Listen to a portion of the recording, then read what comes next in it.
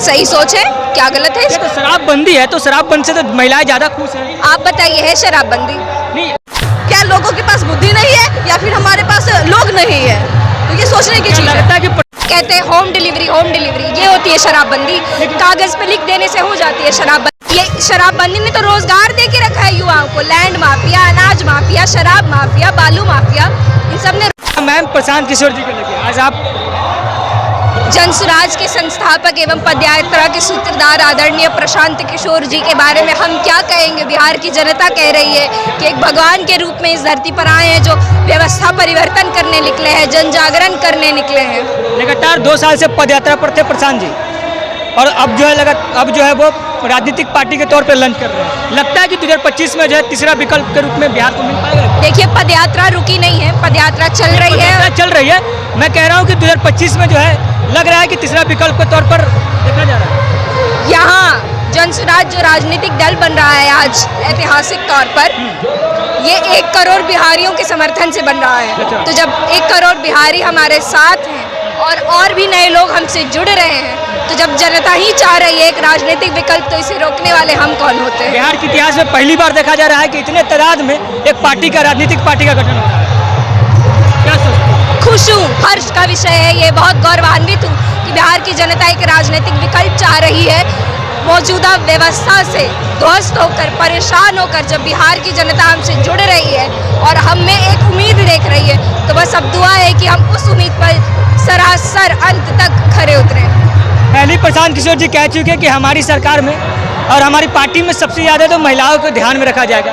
क्या लगता है सच में हो पाएगा ये? जी, ये हो पाएगा, नहीं हो रहा है। जिस तरह से हर 40 सीटों की बात की है प्रशांत जी ने, तो ये कम से कम 40 सीटों की बात की है। ज़्यादा से ज़्यादा महिला भागीदारी की बात की गई है। यहाँ आप देख सकते हैं, यदि मेरे जैसी युवतियाँ यहाँ जुड़ रही हैं, तो आप सोचिए बिहार की राजनीति में वाकई बड़ा बदलाव आने वाला है। शराबबंदी के लेकर लगातार जो है बयान दे रहे हैं कि हमारी सरकार बनेगी, शराबबंदी को खत्म कर देंगे। क्या सोचते हैं इस पे आप? सही सोच है, क्या गलत है? तो शराबबंदी है तो शराबबंदी से तो महिलाएं ज्यादा खुश हैं। आप बताइए, है शराबबंदी?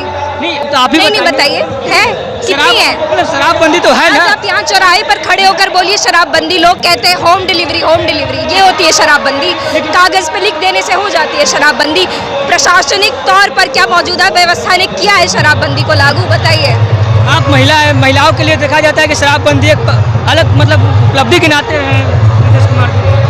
उपलब्धि इस नज़र से उससे दर्ज करवाई गई है कि शराबबंदी हुआ है तो अपराध घट गया है। बताइए, महिलाएं सुरक्षित है। शराबबंदी है तो क्या शराब नहीं आ रहा बिहार में? शराबबंदी अगर लागू है बिहार में आपके कहने से, मैं तो देख रही हूँ कि नहीं है। आप कह रहे हैं शराबबंदी लागू है तो कितना अपराध कम हो गया है?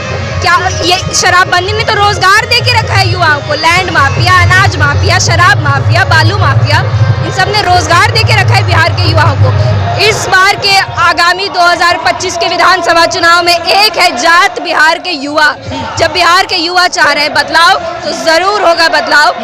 आप लोग जानते हैं, है ना, कि ये इन्होंने काफ़ी मुख्यमंत्री बनाए हैं, और अभी ये जो है कि एक सोच लेके चले हैं कि उम्मीद हमारे बिहार में जगाए हैं जनसुराज, जनता का सुंदर राज्य, है ना। तो डेफिनेटली ये जनसुराज आज बनेगा और हम इसके सदस्य हैं।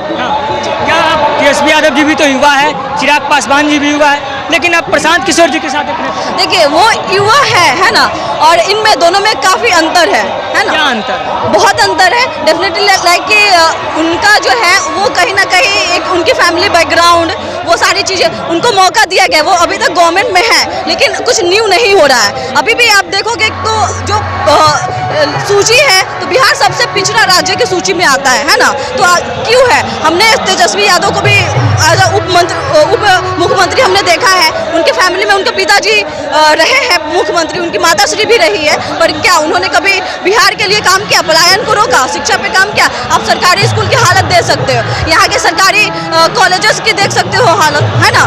फिर यहाँ पे पलायन देखिए, पलायन बहुत बड़ा मुद्दा रहा है, बेरोजगारी रहा है, शिक्षा रहा है। यहाँ पे पलायन